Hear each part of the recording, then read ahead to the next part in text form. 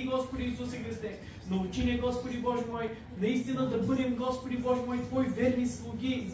Наистина, Господи Исусе Христе, да бъдем подражатели единствено и само на Тебе. Боже, нищо друго ни ползва, Господи. Дори и целият свят да придобием, Господи, ако изгубим душите си, напразно е било пребиваването ни тук на тази земя. Затова Те молим, Господи Боже мой, облечи ни в сила, Божия свят, и в тези последни, в тези усилни времена, в тези трудни времена. Нуждаем се от Тебе, святи душе. Дойди, Господи Боже мой. Дойди, Божия свят, и молим Те, Господи Исусе Христе, дори бялата мантия на нас, Господи Боже мой, така, щото да скриеш срамотиите ни, Господи Исусе. Боже, благодарим Ти, Татко Небесен. Ето невястата Ти стои пред Тебе и се кае, и викаме, Господи Боже мой, към Тебе, и от Тебе търсиме, Господи Боже мой. От кого ни други го да търсим, Господи? Ако търсим от човека, ще останем разочаровани, Господи Исусе. Мъдрост искаме от Тебе, Господи Исусе Христе, защото човешката мъдрост е глупост пред Тебе, Боже.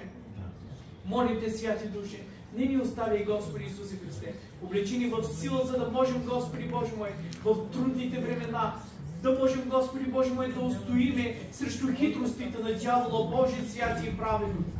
Бъди ни защитата Ти, Господи Исусе Христе. Ние знаем, Господи Боже мой, че в Словото Ти пише: благословен е онзи, чийто пазач е Господ, защото нито ще задреме, нито ще заспи, дори и майка да остави сучещото си.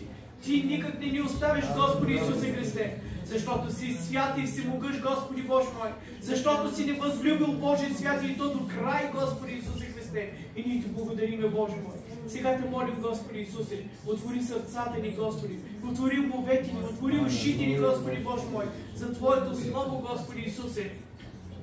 Ако Ти се види угодно, Господи Боже мой, да ни насърчиш отново тази вечер, насърчавай ни, Господи Боже мой. Ако Ти се види угодно да ни изобличиш, изобличавай ни, Господи Исусе Христе. Ние сме тук, за да приемаме, Господи Исусе Христе, защото подобно на апостола и ние казваме: само доброто ли да приемаме от Бога? Ние приемаме всичко от Тебе, Господи Исусе Христе, защото знаем в кого сме повярвали, защото знаем, Господи Боже мой, че онзи, който живее вътре в нас, е по-силен от този, който е в света, за което Ти благодариме, святи души. Сега Те молим, Господи Боже, помажи устните на нашия пастир. Благослови го, Господи Исусе Христе. Не Той, но Ти говори чрез него, Господи Исусе. Не Той, Господи Боже мой, но Ти, Господи Исусе Христе, от тронната зала на благодатта. Нека да слезе това Слово. Нека да ожили сърцата ни, Господи Боже мой, за да можем, Господи Исусе Христе, да дойдем на себе си, да бъдем разтърсени, Боже, святи и праведни, из основите, Господи Исусе Христе, да бъдем събудени, Боже, святи и праведни в тези последни, в тези усилни времена. Благодарим Ти, Отче, в името на Твоя възлюбен Син, Господ Исус Христос, и в силата на Святия Дух. Оставяме се в Твоите ръце и казваме за всичко да бъде според волята Ти. В името на Отца и Сина и Святия Дух. Алелуя, амин и амин. Амин. Нека да бъде славно да живее Бог, брати. Радваме се и благодарим на Бога за тази възможност отново да дойдем и да бъдем в дома Господен. И аз знам, че Бог има какво да ни каже, Бог отново ще ни благослови, Бог отново ще ни говори, ще ни насърчи, ще ни предигне. На фона на всичко това, което нечестивия се опитва да прави с животите ни, Бог да го смъмре, да го държи далеч от нас, пак и пак идват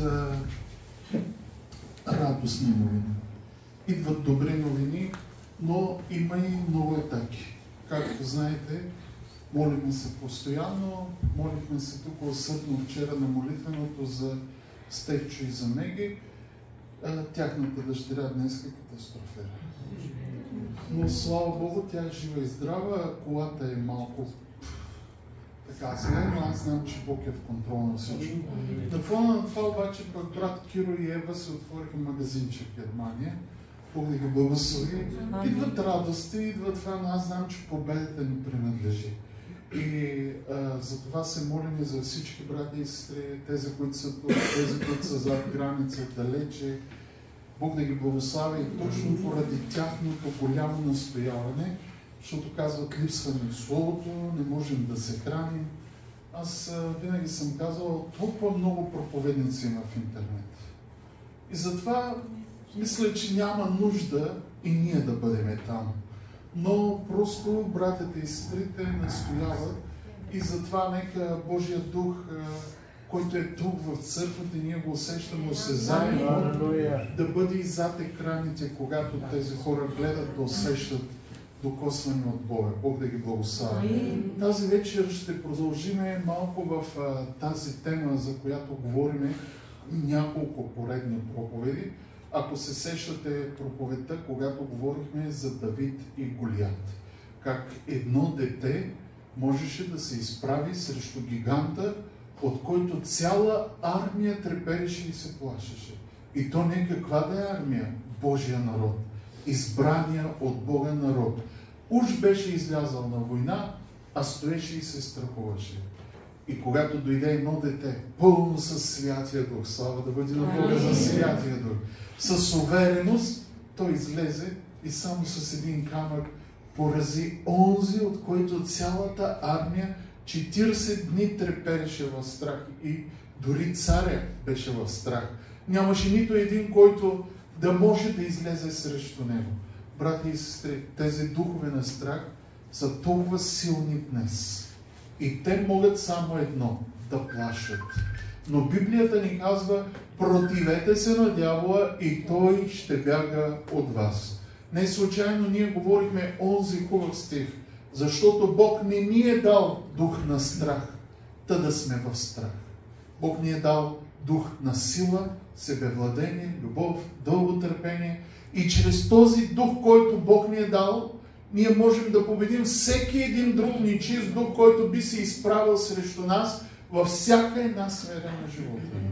Така че ние не трябва да стоим в страхове, защото, пак казвам, дявола може да дойде, да ти изкушава, да те съблазнява, да се опитва да ти слага страх, но ти взимаш решение дали ще пуснеш страха в себе си и ще бъдеш победен, или ще се противиш на страха и ще останеш с вяра. Защото праведният чрез вяра ще побеждава. Праведният чрез вяра ще живее. Праведният с вяра ще има победи всеки ден в живота си. Но ако ти си пуснал страха в себе си, за съжаление ти можеш само да стоиш, да трепериш в разните страхове.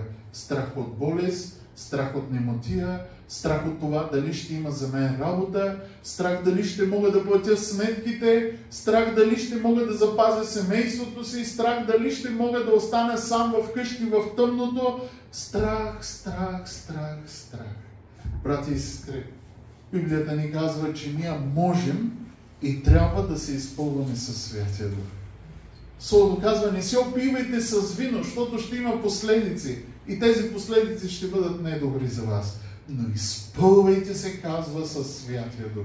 И аз ви насърчавам вместо страх, ние да се изпълваме с Духа Господен и така всеки един страх, всяко едно притеснение ще напусне живота ни. А вярвайте ми, излезе ли страха, живота ни ще стане благословен. Живота ни ще бъде щастлив. Живота ни ще бъде радостен. Ето защо ние тази вечер ще разгледаме още една чудна история в книгата на Съдии и вярвам, че Бог отново ще докосва сърцата ни, ще ни благославя и ще ни говори и ще видим колко много пропуски имаме в нашия живот, точно заради това, че първо не се покланяме на Бога като на Бог, не го почитаме като Бог в нашия живот и когато дойдат трудните моменти, ние решаваме да се страхуваме и да се крием. А това не трябва да е така. Нека да отидем в книгата на Съдии, както разбрахте. Ще четеме от 6 глава.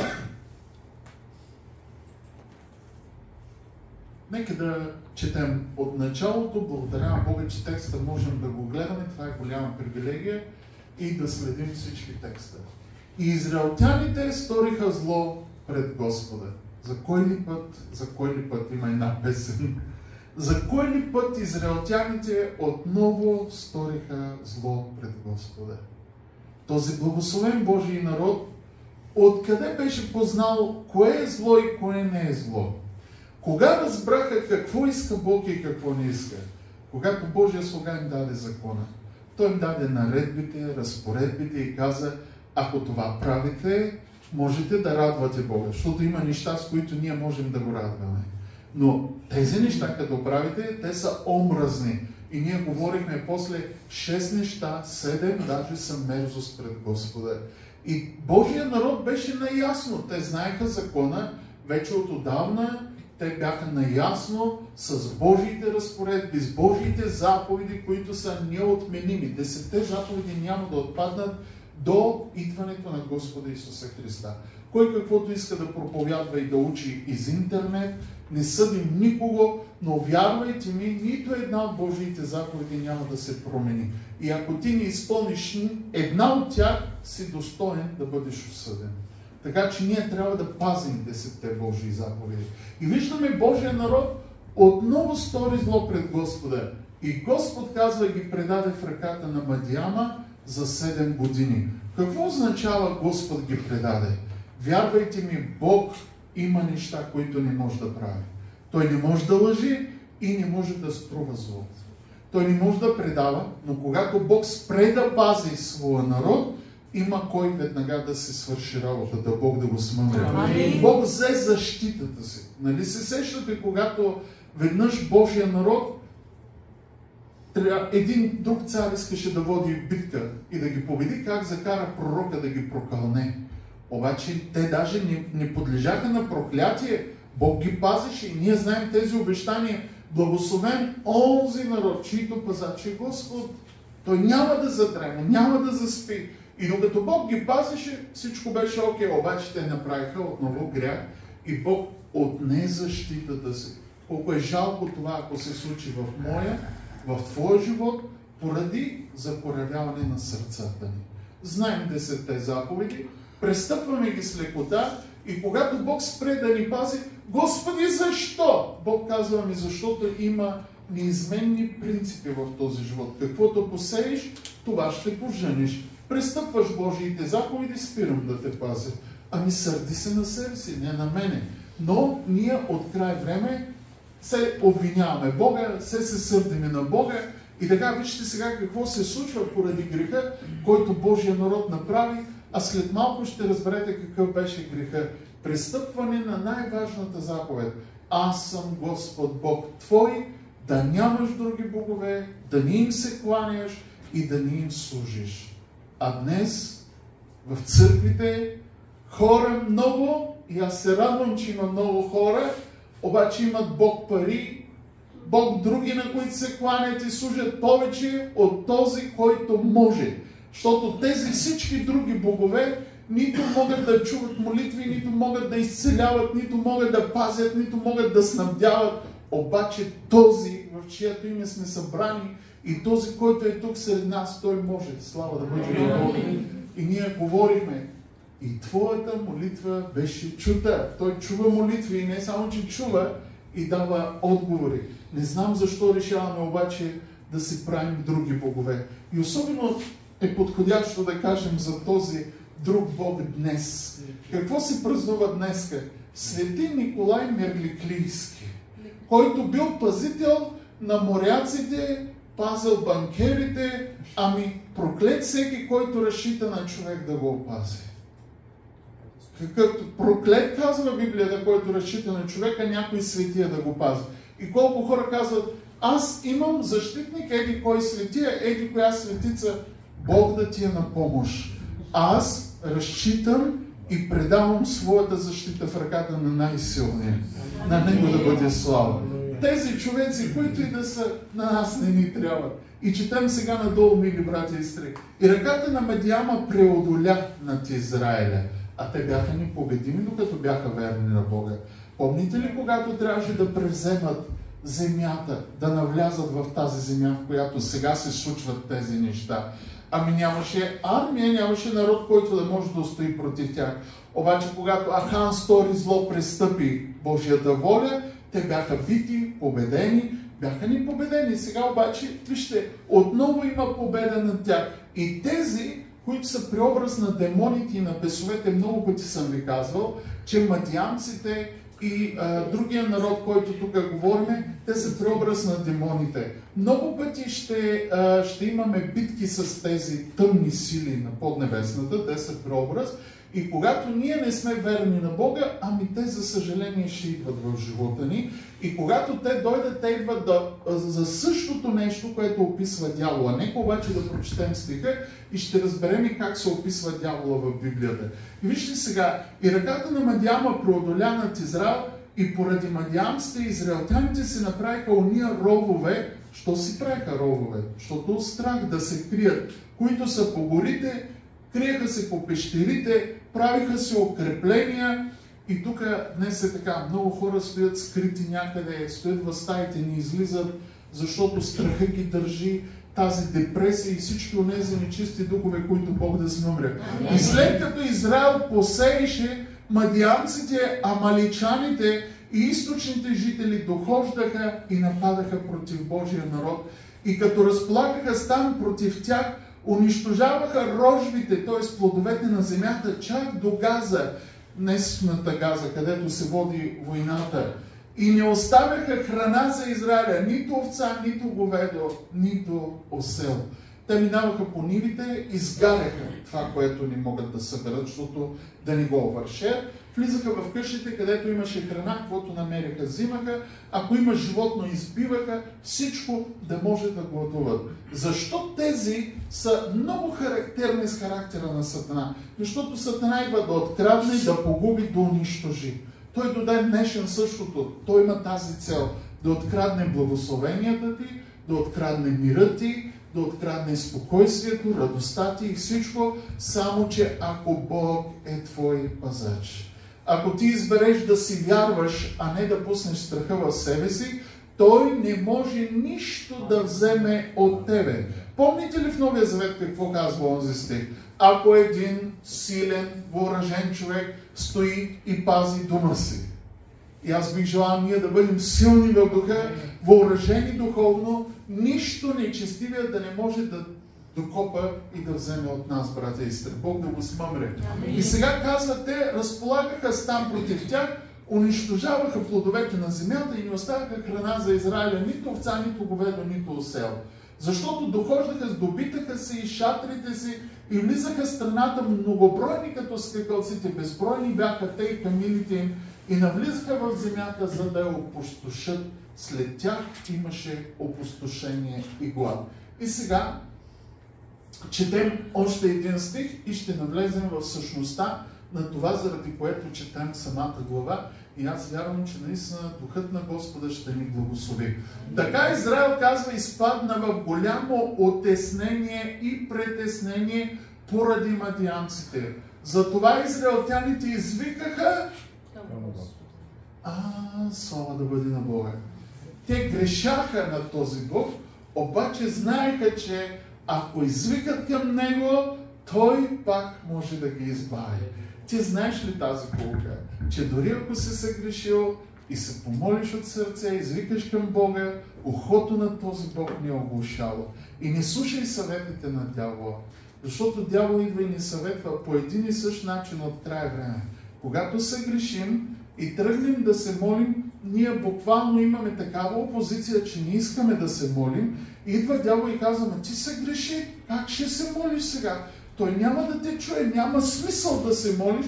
И ние си казваме, сега ще пропусна 2-3 богослужения, да мине време, сякаш греха ще изветрее. Греха ни изветрява, ако не бъде опростено от Бога, а само Той може да го прости. Затова, ако ние съгрешим и дойде зло в живота ни, дойде последици, слава Богу, Той е Бог възстановител и Той е Бог, който чува молитвите ни. Затова ние трябва да извикаме от дълбочината на сърцето си към този Бог и да кажем, Тате, сгреших, нека милостта Ти да бъде върху мен. И аз вярвам, че ние ще получим Неговото прощение, защото стиховете в Библията го потвърждават и казват, че Той е верен и праведен да ни прости. Колко пъти? Какъв грях? Всеки грях. Колкото няма ограничение. Той е верен и праведен да ти прости всеки един грях. Дявол идва и казва, не отивай на църква, ти се греши, не дай да се молиш. А Бог казва, ела при мен. Такъв, какъвто си. Аз знам, че си съгрешил. Ела при мен, аз мога да оправя нещата. Ела при мен, аз мога да изцеля. Ела при мен, аз мога да възстановя. Слава да бъде на този велик Бог. И продължаваме да четем, братя и сестри. И когато израелтяните извикаха към Господа поради мадиамците, поради зора, който дойде върху тях, вижте 8 стих, тогава Господ изпрати на израелтяните един пророк.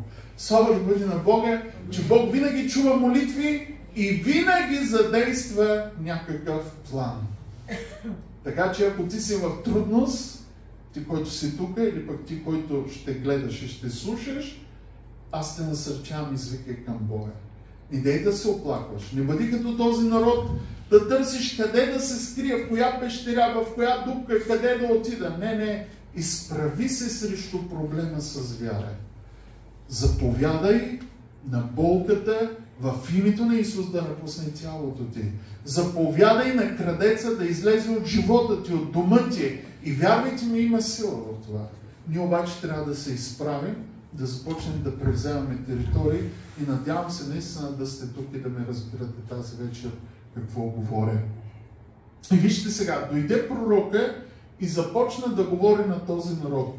Когато дойдеше пророк, събираха се много хора около него и той говореше и народа слушаше на всеслушание. Вижте сега как подхожда пророка към тях. Как започва пророка да им говори. Дойде пророк и им каза, така говори Господ, Израилевия Бог. Той им напомни, че той е техния Бог. Той говори на Израил в момента. Казва, така говори вашият Бог. Аз ви изведох от Египет и ви изведох от дома на робството и ви избавих от ръката на египтяните и от ръката на всички, които ви насилваха. И като ги изпъдих от пред вас, дадох ви земята им, в която сега сте. И казах ви, аз съм Господ вашия Бог, да не почитате боговете на аморейците, в чиято земя живеете. Обаче вие не послушахте гласът ми. Те бяха отново започнали да почитат други богове. А една от заповедите казва, аз съм Бог твой. Да нямаш други богове. Да не им се кланяш. Да не им служиш. Защото ще подбудиш ревността ми към тебе. И когато аз заревнувам и спра да те пазя, къде ще се скриеш от мен? Божията милост да бъде върху нас, братя и сестри. Тези хора служиха на един измислен Бог и даже му бяха направили храм. Ашера се казва в Стария Завет. Те имаха място на поклонение на този измислен Бог и след малко, като четем текста надолу, ще видим. Има ли ашери, които трябва да паднат в твоя живот? Има ли места на поклонение на измислени богове? Вярваш ли, че може Дева Мария да ти помогне да чуе молитвата ти? Ами, Бог да се смили за тебе. Тя е Божията майка, но тя не е Бог. Светиите, за които почита православната църква, те не са богове, не могат да пазят, не могат да снабдяват, не могат да отговарят на молитви. Така че ние трябва да търсиме истинския. Този, който има уши, но тези уши чуват. Този, който има ръце, обаче тези ръце дават. Този, който може да направи несравнимо повече от това, което си мислим и искаме. И сега обърнете внимание. Пророка каза на народа какво трябваше да каже и сега виждаме един пратеник от Бога да дойде, обаче това не е обикновен ангел. Искам да четем внимателно тук надолу. И ангелът Господен дойде да седна под дъба, който е в Офра и принадлежеше на авиезереца Йоас. И сина му Гедеон чукаше жито в лина, за да го скрие от мадиамците. И ангелът Господен му се яви и каза, Господ е с тебе, мъжо силни и храбри. А Гедеон му каза, о, Господине, ако Господ е с нас, то защо ни постигна всичко това? И къде са всичките му чудеса, за които бащите ни разказаха, като ни казваха, не изведе ли Господ от Египет народа, но сега Господ ни оставил и ни е предал в ръката на мадиамците. И Господ погледна към него и му каза, иди с тази твоя сила и ще освободиш Израил от ръката на мадиамците, не те ли изпратих аз? Слава да бъде на Бога. Четем още. А той му каза: О, Господи, с какво ще освободя аз Израиля? Ето, моето семейство е най-долно между Манасия и аз съм най-малкия в бащиния си дом. Но Господ му рече: непременно аз ще бъда с тебе и ти ще поразиш мадианците, като че ли, че се биеш само с един човек. Слава да бъде на Бога. Вижте сега много силни думи, които са послание, което след като се молих какво да проповядвам, Бог даде да бъдат отправени за вас. И аз не знам в каква битка си. Не знам докъде си позволил на дявола да краде, да ограби и да те потиска в живота ти. Но дори и да си потънал в дългове, дори да си потънал в греховете, има изход за тебе. И този изход се нарича искрена, дълбока молитва към Господа от сърце. Бог ще чуе, Бог ще заповяда, Бог ще снабди, Бог ще благослови и радостта ще дойде върху тебе, защото за този Бог няма нищо невъзможно. Само че ние избираме повече да се оплакваме, да се жалваме на този, на онзи, колко ни е трудно, колко ни е тежко, отколкото да се молим, да постиме и да вярваме, че нашия Бог може. Искам сега обаче да разясниме някои неща, които на пръв прочит, може би в къщи няма да разберем и няма да ни се изяснят. Не случайно, тук в 11 стих аз ви подчертах: и ангелът с ударение Господен. Сега, само на 3 места, ако не ме лъжи паметта, или 2 в Библията, се говори за ангелът членувано. Не ангел, т.е. ангел означава един от многото. Те са много ангели, един ангел е дошъл. Тук обаче е членувано ангелът. Този, когато е членуван ангелът, се има изпредвид за сам ангел, който представлява Бог, не от другите. Той е самия Бог буквално, част от Бога. Но не, Бог не слиза с цяло, но той изпраща една частица като ангел. Така че малко е трудно за разбиране, но трябва да го разбереме.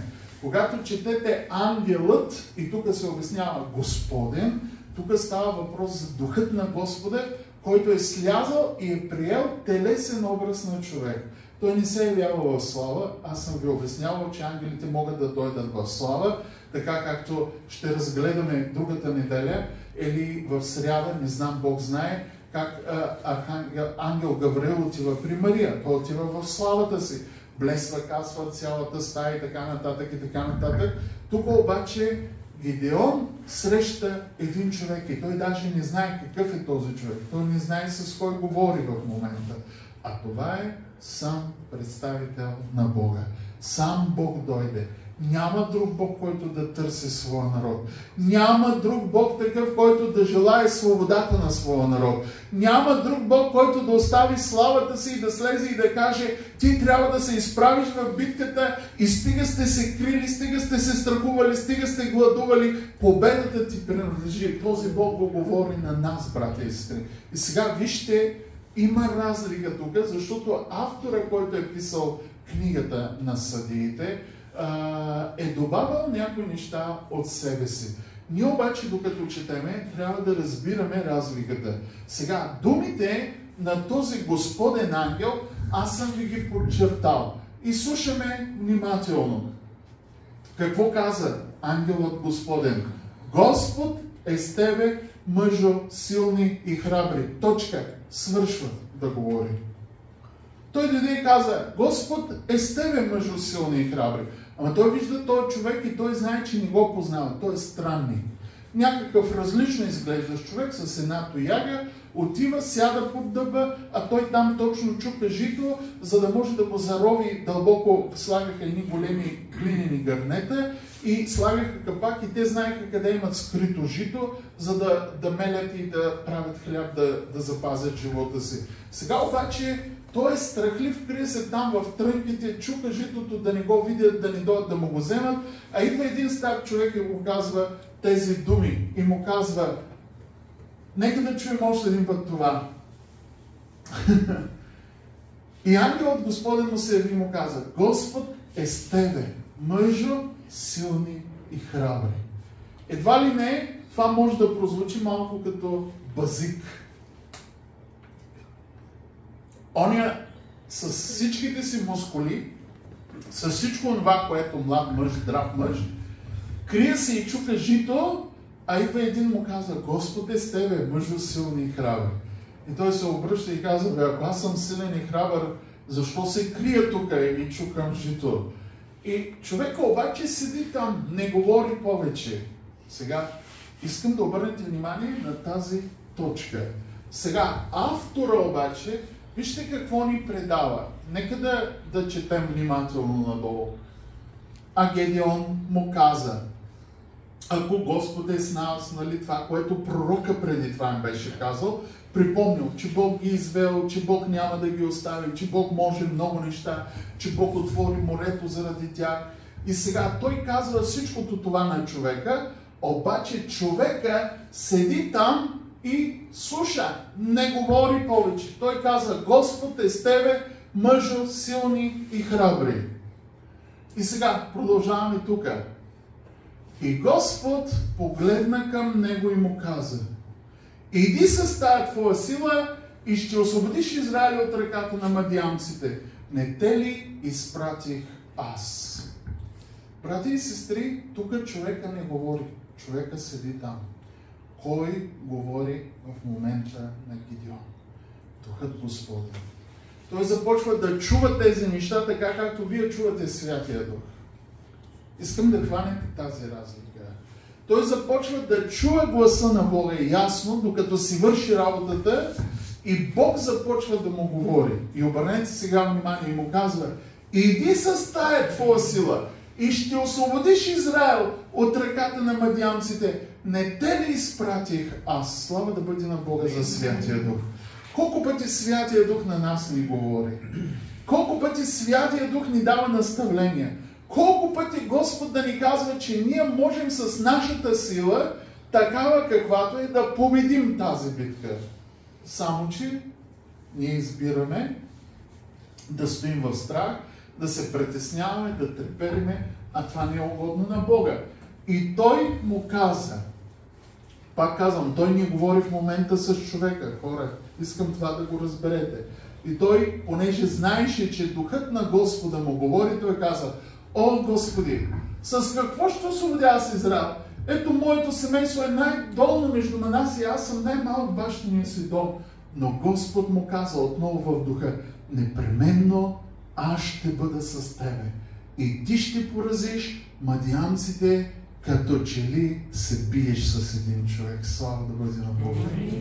Брати и сестри, благодаря Бог за този превъзходен дар, Святия Дух, който е учител, наставник, и в трудните моменти, точно както тук е говорил на Гедеон, Святия Дух ще говори и на нас и ще казва: ти можеш да спечелиш тази битка. С рака, с беднотията, с страха, с нямането. Ти можеш да спечелиш тази битка. Библията казва: всичко. Нека да го кажем. Всичко. Не ви чух. Всичко е възможно за този, който вярва. Е възможно за този, който вярва. Халелуя. И аз ви насърчавам да повярвате, брата и сестри, че вие можете. А не да се страхуваме като войската срещу Голиат. Един малък човек, дете, каза царя, и Библията казва, когато го видя гиганта, че той е дете, русо и младо, с един удар порази гиганта. И аз благодарявам Бога за всичките тези изцеления, чудеса и победи. Колко изцелени от рак, колко отговорени молитви, колко опазени животи. 2 възкресени жени тук сред нас в нашата църква. Може да ги пипнете, да говорите с тях. Още колко чудеса трябва да направи този Бог, за да познаем, че ако можем да повярваме и да се молим с вяра, ние можем да спечелим всяка една битка в нашия живот. Брати и сестри, ами когато има война, има и леко раняване понякога. Така че като влезеш в битката духовната, може малко тук нещо да скръцне, не се отчаивай. Продължавай да се молиш, докато дойде пълната победа. Ако не става, обяви пост. Ако не става, кажи на църквата, ние сме за това тук, ще се молим, ще те подкрепим в битката. И когато дойде деня на радост и на победа, всички заедно ще се радваме. Защото всичко е възможно. А ние пък като църква имаме още в началото, когато аз нямах даже Библия. Бог ме извика в служение, в бараката, го бях написал този надпис и ако виждате, логото на нашата църква е точно с това обещание. Така, както бях с Моисея, така ще бъда и с тебе. Никак няма да те оставя, никак няма да те забравя. Това беше, което бях чул от Бога и аз не знаех изобщо, че е в Библията. Аз нямах Библия. И Бог ми каза, както бях с Моисея, така ще бъда с тебе. Няма да те оставя, няма да те забравя. И тогава после аз го написах на стената на бараката, там отстрани с букви, там беше дълго време. И сега, като пускам логото, онова дърво, ние случайно е върху канарите, трудна почва, ама устоява на най-високото, отдолу сложих точно този надпис. През всичките дни на живота, Бог ни го е дал на нас лично като църква, брати и сестри. Да, много хора са се опитвали да развалят тази църква, да говорят против мен, да съборят църквата, да я затворят, на вас да говорят. Няма да успеят. Той е с нас. Докато Той е с нас, няма да успеят да съборят църквата. Защото Той ще се прославя, Той ще потвърждава, ще продължава да върши велики дела сред нас. На Него да бъде слава. И Той тази вечер ти казва това послание. Аз ще бъда с теб в твоята битка. И когато Бог воюва с теб в битката, нали, помните онази хубава песен, ако Бог е от към нас, кой може да устои против нас? Няма такъв, който може да бъде. А Бог ти казва, аз ще бъда с тебе в твоята битка. Само, че ти трябва да я почнеш. Трябва да почнеш да се молиш. Трябва да почнеш да воюваш. Трябва да почнеш да хлопаш, да искаш.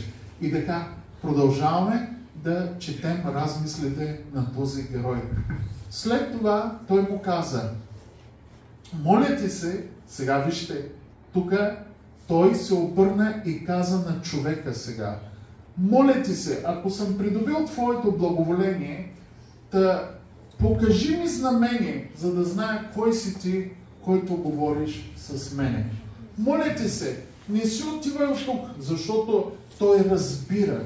Онзи дойде и му каза само, здравей, мъжо, силни и храбри. И духът на Господа почна да му говори много силни неща. И той разбира, че той човек не е случайен. И той казва, щом ти си бил изпратен до мен да дойдеш да ми кажеш тези думи и съм придобил твоето благоволение, нека да те нахрани, нека да ти приготвя нещо специално, защото той продължава да мисли, че говори и се среща с пророк. Той не знае, че в момента пред него стои ангел. Сега ще ви се изяснят някои неща. Нека да четеме още надолу. Той се обърна и му каза, моля ти се, ако съм придобил твоето благоволение, т.е. ако си изпратен лично до мене да ми кажеш, че аз съм силен и храбър и Божий човек, покажи ми знамение, за да знае кой си ти, който говори с мен. Моля ти се, не си отива от тук, докато не дойда при тебе и не изнеса приноса си и го положа пред тебе. И той му каза, ще чакам, докато се върнеш.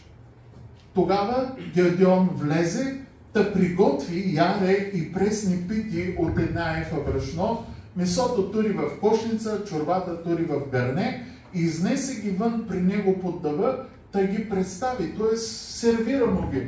И ангелът Божий му каза, вземи месото и пресните пити, да ги служи на ето този камък. Там имаше някой камък наблизо, голям. А чорбата изле отгоре. И той направи така. Тогава ангелът Господен, ама той не знае, че това е ангел Господен, нали пак ви казвам, той мисли, че говори с някой пророк, с някой човек. Тогава ангелът Господен простря края на жезъл, това е тояга. Нали знаете, че и на Моисел се казваше жезъл в Стария Завет, но и той имаше тояга в ръцете. Той просегна с тоягата, която беше в ръката му, да пипна месото с тоягата и пресните пити, и излезе огън не от тоягата, а от камъка, та пояде месото и пресните пити. И след това ангелът Господен се отиде пред очите му, т.е. той стана невидим за него. Той се скри веднага. Обаче вижте сега реакцията на Гедеон, защото няма как да видиш ангел, дори в човешки образ и да разбереш, че си видял ангел и да няма страх. Вижте сега каква е реакцията му. И като видя Гедеон и разбра, че това беше ангел от Господа, сега той вече разбра, че това не е обикновен човек, защото докато беше пред него, докосна го, огън излезе, изгоря всичко, пък той стана невидим, изчезна и той разбра, че е видял и е говорил с ангел от Господа. И каза: горко ми, Господи Йehova, защото видях ангела Господен лице с лице. А Господ му каза, сега кой му говори в момента пак? Сега разбирате ли, че и преди това не говори стареца? Защото вкъщи ще ги огелпите тия неща, ако ги четете. Обаче тук сега виждаме, нали, той си отиде, няма никой при него. И вижте сега, а Господ му каза: мир на тебе, не бой се, няма да умреш. Слава да бъде на Бога. И аз благодаря на Бога за гласа на Святия Дух. Само, че ние трябва да изпитваме духовете. Кой дух ни говори? Затова благословени сте, ако Бог е отворил духовните ви уши и да ви говори Святия Дух. Но моля ви, не подценявайте водителството на Святия Дух, защото той е нежен, внимателен. Идва един-два пъти говори и когато ти го пренебрегнеш, той спира да ти говори, спира да те води Святия Дух. А толкова е страшно да не сме водени от Духът на Господа. Библията казва: само тези, които са водени от Духът ми, те са мои синове, те са мои дъщери. Затова аз вярвам, че Бог ще говори все повече и повече и на повече хора от тази църква. Бог да ни благослави. И сега виждаме какво отново Бог прави. Бог се преборва с страха, защото има проблем, ако има страх в тебе. Ти не можеш да бъдеш инструмент в ръката на Бога. Не можеш да водиш битка, ако имаш страх. Не можеш да получиш отговорна молитва, ако имаш страх и съмнение. Библията казва някой да не вярва, че ще получи, да не си мисля, че ще. Ако има страх, съмнение, няма да получи такова нещо, като се моли. Така че, както Бог оправи страха в сърцата на учениците, когато им се яви за първи път там горе в горната стая, каза: мир вам. Вижте сега, отново Бог оправя сърцето на този герой, за който говорим, и казва: мир на тебе, не бой се, няма да умреш. О, благодаря на Бога, че най-големият страх на човеците е от смъртта. Но Бог казва: ти няма да умреш.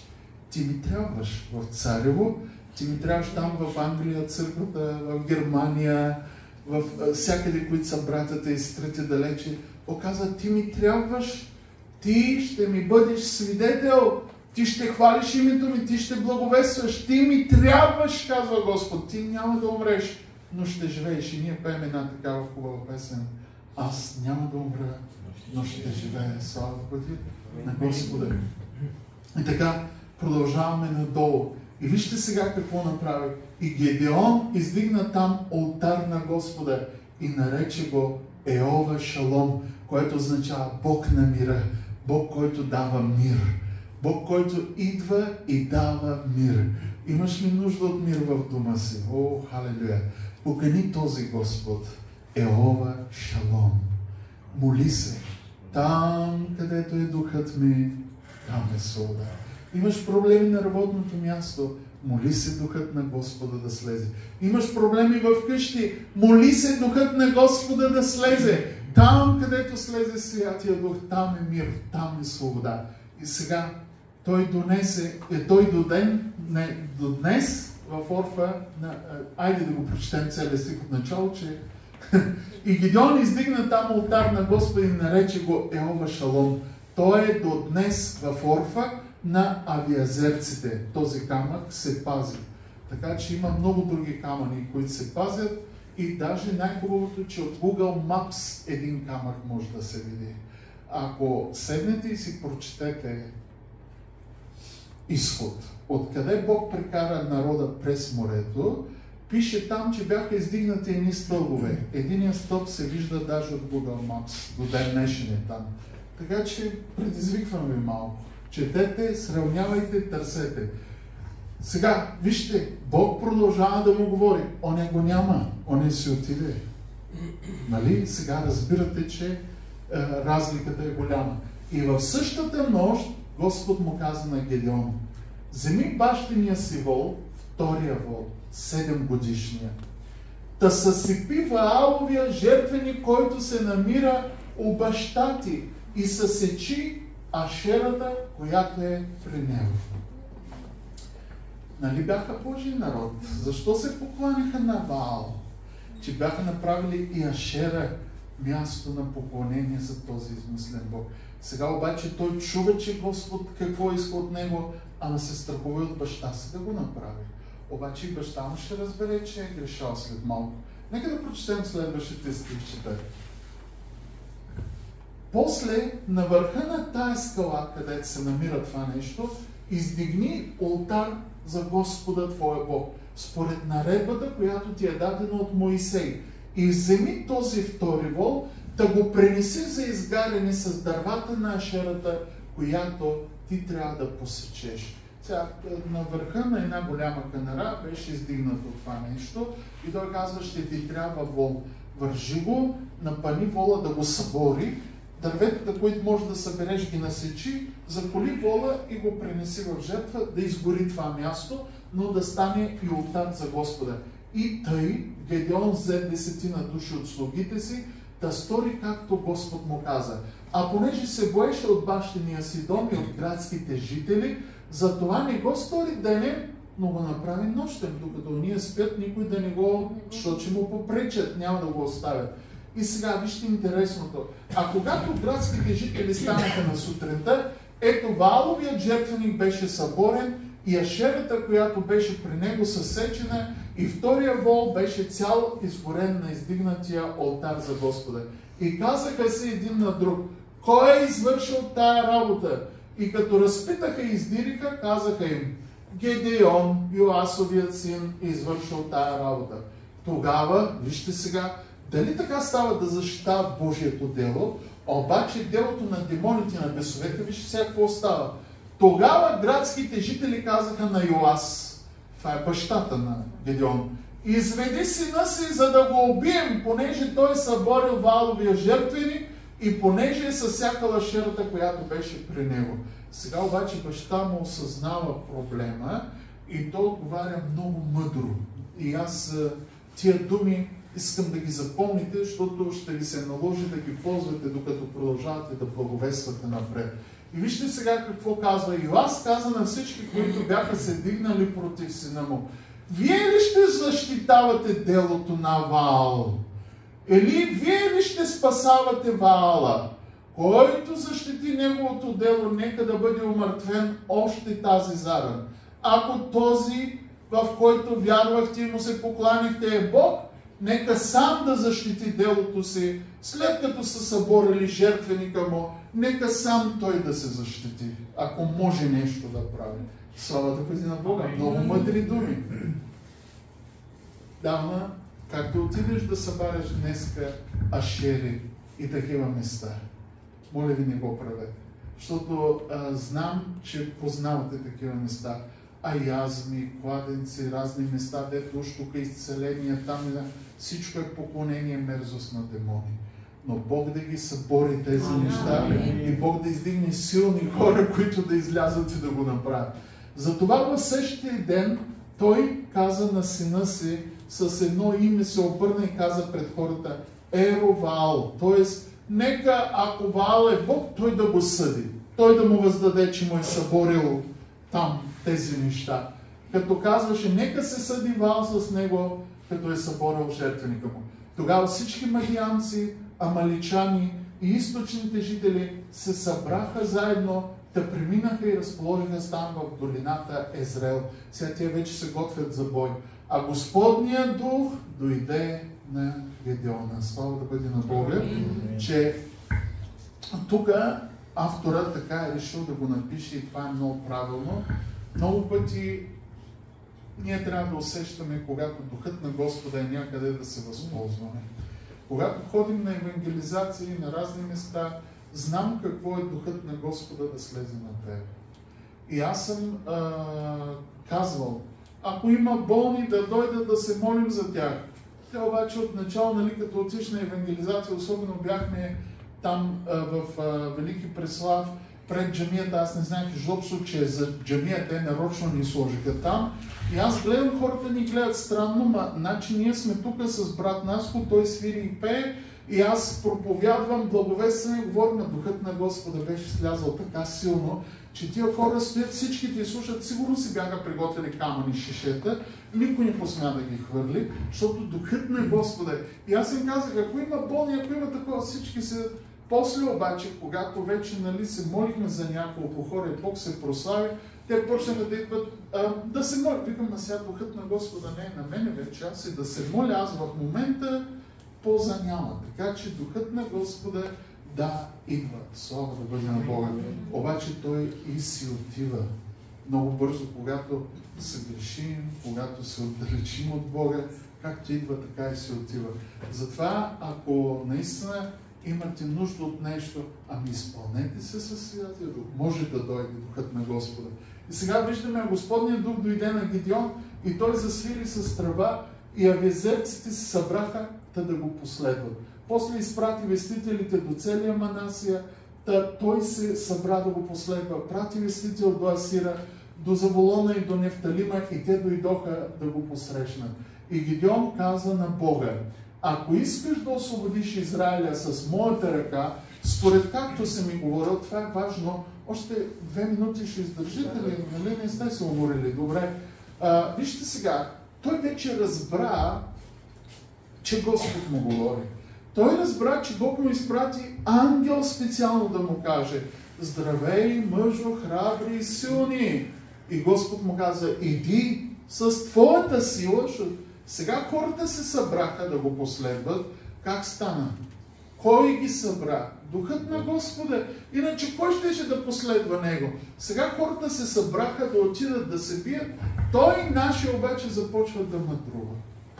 Това дето ние правим се. Искаме доказателства, искаме пак да ни се потвърди, пак да ни се каже. Ако може пастор още 10 пъти да ни каже, че ние може да се справим с това. Ако може нещо да се случи, само вярвайте и ще видите. Обаче вижте сега той какво прави.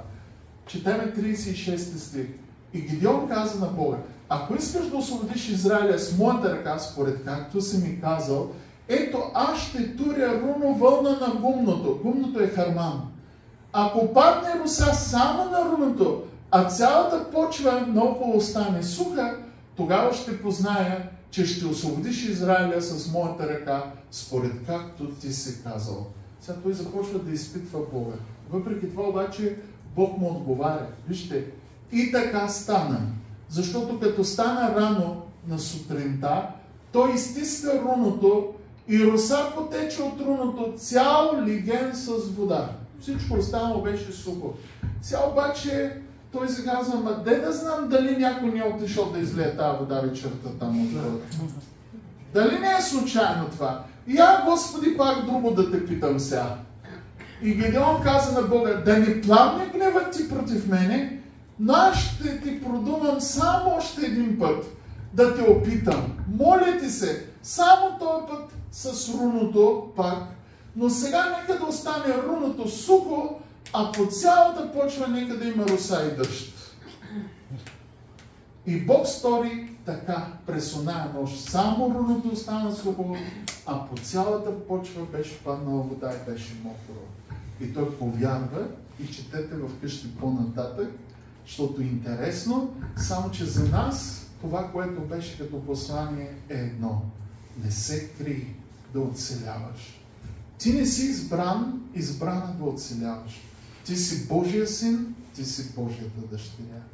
И ти си предопределен да бъдеш глава в този свят, а не опашка. Да даваш назаем, а не да вземаш назаем. Бог те е предопределил да печелиш битки не само в твой живот, а в края на едно от Евангелието казва: повярва ли ти в мое име, бесове ще гонят, ще полагат ръце над болните, ще оздравят. Значи ти трябва да печелиш битки в живота на други хора. Помните ли, когато той изпрати учениците си? Той каза, идете и като отивате, болни, изцелявайте. Мъртви, възкресявайте. Прокажени, очиствайте. Делата, които аз върших, по-големи от тях ще вършите. Ние обаче стоим скрити и караме просто на оцеляване.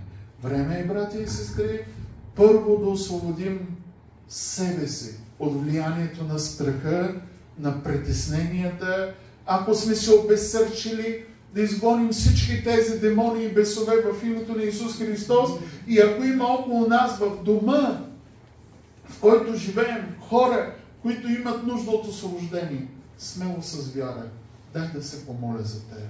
Смело с вяра, братя и сестри, защото ти няма да изцелиш болния, но ти, ако сложиш ръка на вяра, той като види твоята вяра, ще изцели болния. Помните ли, когато Исус беше в къщата и бяха дошли толкова много хора, че не можеше да се мине, а едни хора донесоха един паралитик и пробиха покрива. Сещате ли се? И там пише, и Бог като видя вярата им, каза на паралитика, синко, прощават ти се греховете. Стани, вдигни постелката си и паралитика скочи. Братя и сестри, моля се, Бог да види нашата вяра жива, будна, активна. Та заради нашата вяра Бог да сторва чудеса там на тези, за които се молиме. Ти можеш да бъдеш един от тези четиримата, които заведоха паралитика при Исус и той да бъде изцелен. Днес много хора са парализирани от страх, от духове, от всякакви, Бог да ги смъмря. Ти можеш да ги заведеш при Исуса и Бог като види твоята вяра да каже, синко, на тебе казвам, стани, дигни постелката си. Благословен този Бог, защото Той ни говори, брата и сестри, и казва, че ние можем. Обаче трябва да спрем да мързелуваме. Трябва да почнем да воюваме, трябва да почнем да се молим, трябва да четем. Трябва да има от вярата ни дела, брата и сестри. Защото вяра без дела мъртва е, брата и сестри. А ние искаме, точно като Гедеон, да може да изпитваме Господа. Ама сега аз ли точно трябва да се моля? Не е ли само пастор от Царево? Ма сега точно аз ли трябва да отида? Да, Бог казва, точно ти можеш.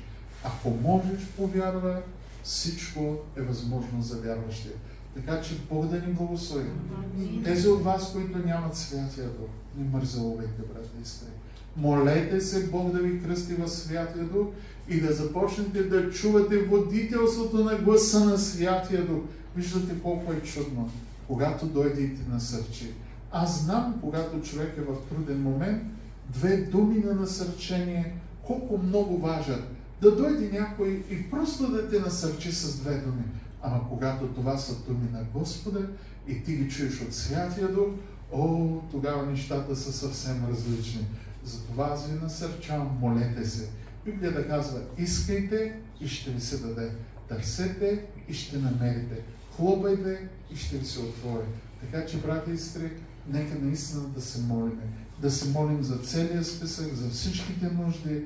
Ние ще продължим да се молиме за църквите, които са далече от нас, но те са близо до нас в сърцата ни.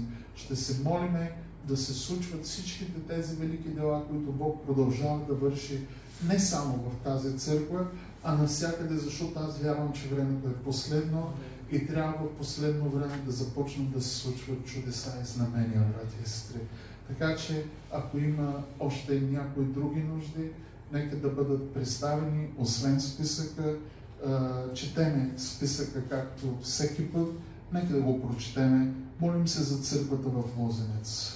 Бог да благослови, да снабди място или сграда, да бъде Божията воля на правилното време, на правилното място, Бог да се прослави, защото слава Богу църквата там напредва, имаме млади семейства, благодаря Бога, но трябва да имаме и сграда. Молим се за брат Данчо и Мария и аз благодарявам Бога, че Бог чува молитвите ни. Молим се за брат Илия и Денка. Молим се за съживление изобщо И не знам дали усещате, но съжалението дойде от както почнахме да се молим. И славата да е на Господа за всичките тези служения, детското служение, младежкото, сестринското. Благодаря на Бога, защото наистина Господ има какво да върши там. За молитвеното, Бог да ви благослави. Молим се за Степчо и Меги, както ви казах, те претърпят дъщерна катастрофа, но слава Богу, тя е жива и здрава. Аз вярвам, че след това изпитание Бог ще даде голямо благословение. И това изпитание ще има край, вярвам, защото Библията казва, че всяко изпитание ще трае определено време. А заедно с изпитанието Бог ще даде и изходен път. Така че ще продължаваме да се молим за тях. Молим се за разширяване на църквата. Не виждате и знаете, че който успее да влезе, е влезе. Особено в неделя имаше 30 на души вън, където не можаха да влязат. И това е проблем. Но ще се молим скоро време, ако ще Господ, пак казвам, на правилното време, Бог да ни каже. Ние сме чакали много за тази църква. И видяхме, когато Той каже, да, сега е времето, колко бързо и чудно всичко става. И знам, когато Той каже, че трябва да стане разширението, пак много бързо ще стане, затова се молиме. Молим се за брат Ицо и за сина му, има нужда, наистина Бог да се намеси там, защото диагнозата не е добра. Молим се за 4 семейства, които трябва да имат бебета. Аз вярвам, че Бог ще даде. И скоро ще даде. Така че да ни зарадва Господ. Също така, нека да се молим за това, което правим за децата. Нали, знаете, че трябва да осигуриме и дрехите, и обувките, а на всичкото отгоре и това, от което бях помолен да им вземем телевизора. Аз не знаех, че те нямат телевизия толкова време, а деца без телевизия, знаете, трудно е. Така че вярвам и наистина виждам ръката на Бога протегната, Бог да благославя. Всичко ще стане, както всяка година е ставало. Няма да има трудности, ще можем да посрещнем и това. Така че молим се за всичките тези. Ако някой от вас иска да прослави Бога, да благодари на Бога, да представи друга нужда, нека да го направи, има тази възможност. Айде да. Всички знаят. Не знам. Добре, ама ние трябваше от отдавна да спрем това. Вие що не ми давате знак? Не е нужно.